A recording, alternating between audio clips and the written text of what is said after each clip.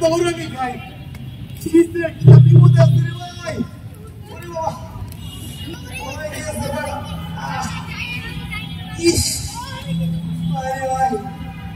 দৌড়ানি চালাই জীবনে কিছু নাই, জীবনটা তেনা তেনা হয়ে গেছে। আমি হতাশ, এই জীবন নিয়ে আমি হতাশ, কি যে করি ভাই।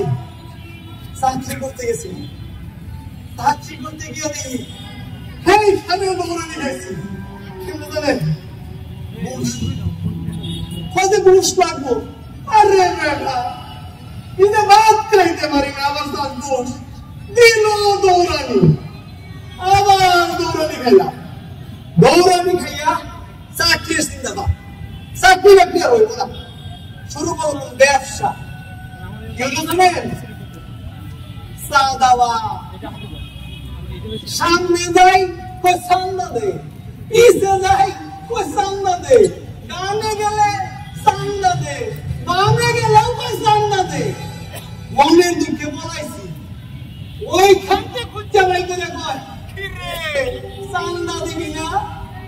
আরে ভাই জীবন দিয়ে কি করবো, সব আল্লাহ তো থাকে, আপনাদের আছে না? আছে না? বাবা একটু বিয়ে শাদী করবো, 10 লাখ টাকা জামিন দিতে শুনি না তো আমি শেষ। আরে 10 লাখ টাকা আমার কিডনি নষ্ট করতো না।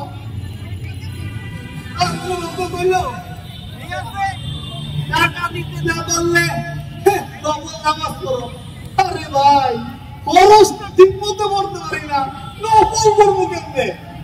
মুইন্না বাকি গল্প আবার দিদি দৌড়ানি। ভাই রে জীবনটা আসছি, এই জীবন দিয়ে আমি করবো কি? ভালো লাগে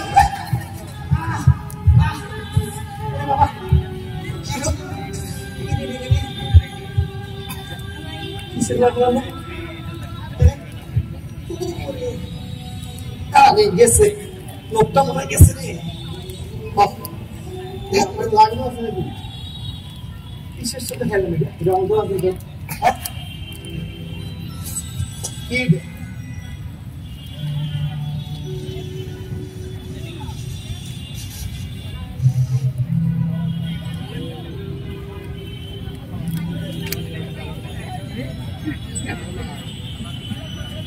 এটা তো ইতোদের কোনের মতো লাগতেছে। কিন্তু আরে এটা তো স্বপ্নের জীবন আমার হিরোইন হয়ে গেল। এইটা বেসলে তাই লাখ দিয়ে দেব। কি সত্যি এত বড় একটা সোনার জিনিস এক কেজি তো ওই ভাই, এক কেজি সোনার দাম তো লাখ টাকা তো হইবে নাকি? হিসাবে একটু আমার এই বুঝতে না কত টাকা হবে। ময়লা করে বসছি, এখানে মশলাটা করা দরকার। উচ্চালো অনেকদিন মাটি পিস্তা ছিল তো মনে হয় ময়লা বেড়ে গেছে।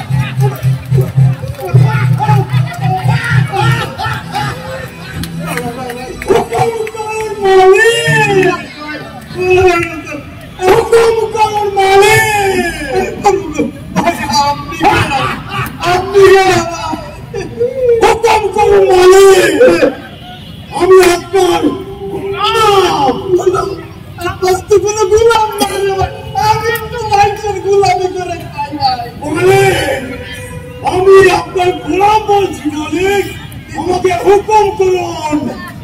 আপনি বোধহয় আমাকে চিনতে পারছেন না মালিক। তুমি কে? মালিক, আমি ডিজিটাল জিন বলছি। ডিজিটাল জিন? এই নাম তো জীবনে শুনি নাই। ডিজিটাল জিন কেমনে ভাই? কোথা গেছো? মালিক, আমি দহগাম অঞ্চল থেকে এসেছি মালিক।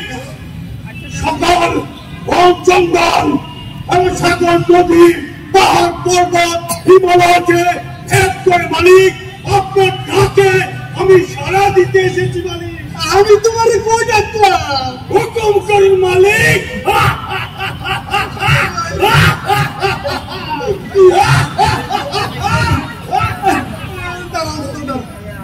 আচ্ছা, তুমি দিনদারে কি খাও? খাওয়া দাওয়া করো কি? খাওয়া দাওয়া করে দেওয়া মালিক। আমি একজন ডিজিটাল জিন বলছি। ও আমার পূর্বপুরুষ যখন তার মালিকের হুকুম পালন করতে চাইতো, তিনটি ইচ্ছে পূরণ করে দিত। শুনছি শুনছি এরকম। আর মালিক, আমি আনলিমিটেড ইচ্ছা পূরণ করতে পারি। আনলিমিটেড ইচ্ছা? কিন্তু তুমি তোমার বডি বানাইছো কেমনে? বডি বানাইছো? আমি কি খাবার পছন্দ করি সে কথা বলেছিলেন মালিক। আমি তো অনেক রকমের খাবার খেতে পারি মালিক। কি খাবা? এর ভিতরে মালিক মিষ্টি কুমড়া দিয়ে বেগুনি, কাঁঠালের বার্গার, পেঁয়াজবিহীন যে কোনো তরকারি। এইগুলো খাবারের রেসিপি তো জীবনেও শুনি নাই। মালিক, আমি কোহেকাবের জিন বলছি। এই খাবার আপনি কখনো শুনেননি, কিন্তু এই বাংলার মুখে অনেকের মুখে শুনেছি মালিক। হুকুম করুন মালিক।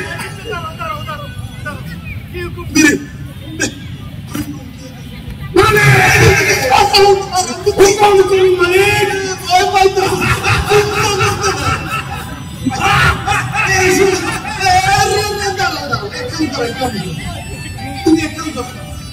এই যে শহীদ মিনারের চতুর্দিকে যত ময়লা আছে সব সামনে আসো।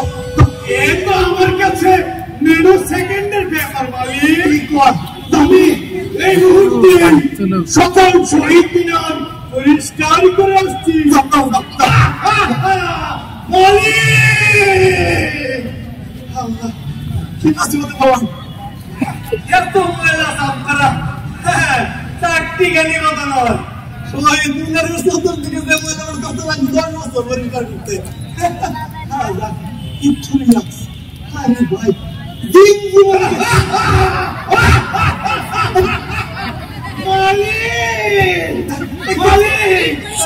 আমি সারা শহীদ মিনারের আশেপাশে যত ময়লা ছিল সব পরিষ্কার করে ফেলেছি। কেমন সম্ভব? হুকুম করুন মালিক। তোমার তো 30 সেকেন্ড লাগে না রে ভাই। কি হুকুম করি, কি হুকুম করি? তুমি করছেন কেন মালিক? রে বড় চিন্তা করতে দাও। এই শুনো, বিশ্ববিদ্যালয়ে 30টা 35টা যে হল আছে সব হলের বাথরুম পরিষ্কার করে দিয়েছে। মালিক, এই বাথরুম পরিষ্কার তো অগণিত বার করেছি মালিক। আমি মালিক 1 মিনিটের মধ্যে ঢাকা ভার্সিটির সকল বাথরুমগুলো পরিষ্কার করে আনবো।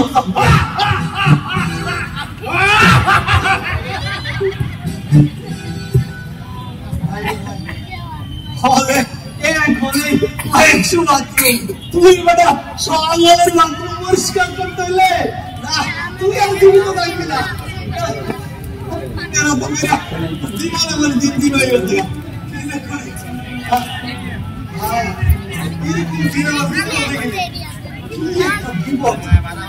এইটা তো আমার তোমার বিপদ থেকে আছে।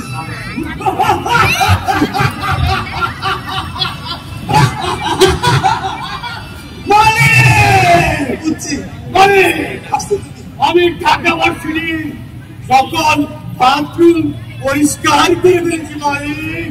কেমনে করছো? মালিক বাথরুম গুলো হলুদ ছিল আমার দাঁতের মতো। ওই কি খাইস কা? মালিক আমি ডান হাত দিয়ে সকল বাথরুম পরিষ্কার করে দিয়েছি, আর বাম হাত দিয়ে শহীদ মিনার পরিষ্কার করেছি। তুমি তো আসলে একটা খাইস কা। কেন মালিক? সুগন্ধ বের হচ্ছে, সেখানে আমাকে খাইস। চলো তুমি হাত চলো, ওদিকে যাও, ওদিকে যাও। হুকুম তুল মালিক। কি হুকুম করবো ভাই? তোমার যেই কাজ দিই সেই কাজই শেষ করে বলাম। মালিক দেরি করছেন কেন মালিক? হুকুম করুন মালিক। আচ্ছা এই তুমি একটা কাজ করো, গণভবনে দাও। গণভবন? হ্যাঁ মালিক গণভবন তো আমার সব ভোট থাকে। গণভবনে তোমার কত বল? যে মালিক শুনো, আচ্ছা যা, তুমি একটা কাজ করো, গণভবনে গিয়া দেখবা একটা ডাইনি থাকে। হ্যাঁ সে হচ্ছে বেডি ডাইনি। হ্যাঁ বুঝছো? সে মানুষের রক্ত পছন্দ করে, ওই শিশুদের রক্ত, বিশেষ করে ওই ছাত্রদের রক্ত তার খুবই টেস্ট লাগে। বুঝছো? তুমি তাইলে ওই বেডি কুত্তার লেজটা শুধু দেখছো, দাও দিই পারো কিনা? দাও। মালিক এই তো আমার কাছে কোনো ব্যাপার না। আমি এর আগে কত বেড়ি কুত্তা বলেন, ভেড়া কুত্তা বলেন, সকলের লেঙ্গুর আমি সোজা করে দিয়েছি মালিক। এটা আমার কাছে কোনো ব্যাপার না। দাও দাও দাও। মালিক কি কাজ দিলেন আমাকে? এইবার সত্যি সত্যি মনে একটা ভালো কাজ করছি। এই মেডিকেল লেজটা যে সোজা করতে পারে, তাইলে এটা কাজের কাজ। আপনারা তো জানেন এই মেডিকেলটা আসলে কিরকম লাগতেছে। এমন কোনো খারাপ কাজ নাই যে করে না।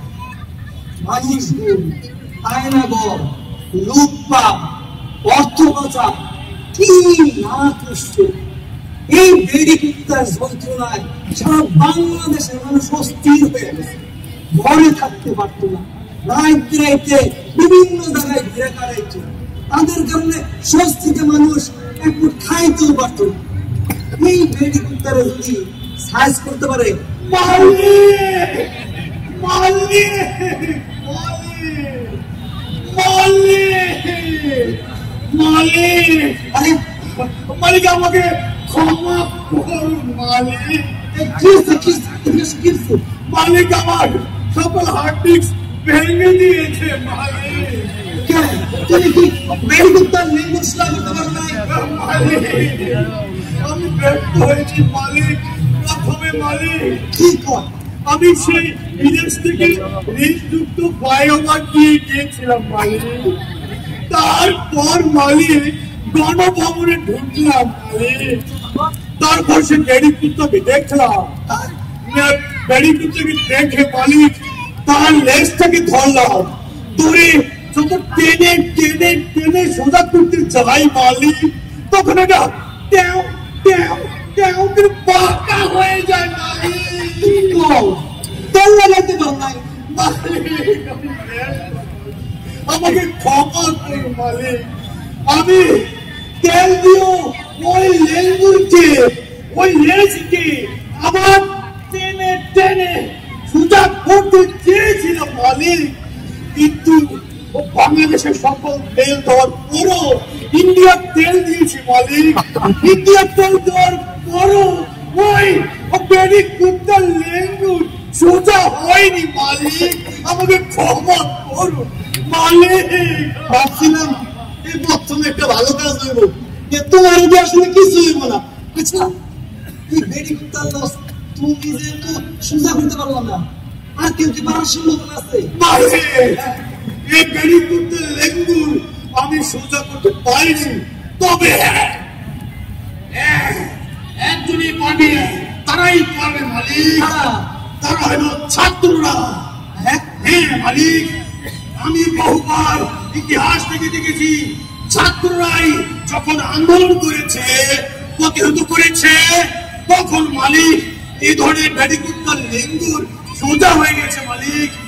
বাংলাদেশের ছাত্র ও জনতাই পারবে মালিক ওই ফেরিকুপ্তার লেম্বুর সোজা করতে মালিক। এইটা তুমি খারাপ করো। এই পুত্তলের সোজা করার জন্য তেলে কাজ হবে, সারা ইন্ডিয়ার তেলেও কাজ হবে না। ওই ছাত্র জনতার দ্বারা এই সম্ভব। তুমি কোনো চিন্তা করো না। চলো তোমার একটু সুস্থ করার লাগবে তো, অবস্থা খুবই খারাপ। মালিক আমার তো সকল কিছু ভেঙে দিয়েছে মালিক। চিঠিটা নিয়ে যাবো, চলো মালিক ওরা যখন গণভবনে গিয়েছিলাম তার বেড়ি কুত্তা ও বেড়া কুত্তারা আমার পশ্চাৎ থেকে বাস দিয়ে দিয়েছে মালিক। মালিক ব্যথা অনুভব হচ্ছে মালিক। কথা বার্তার ওষুধ আছে আমার কাছে। চলো চলো, আর ছাত্র জনতা একটা ব্যবস্থা করি। চলো মালিক আসতে ওর বাস কি বের হবে তো? হবে হবে। মালিক ওইটা ঢুকে গেছে। ক্ষমা করুন ওই তেল দিয়ে তুমি ওই সোজা করতে পারো নাই। তেল দিয়ে তোমার বাসটা বের হবে। মালিক।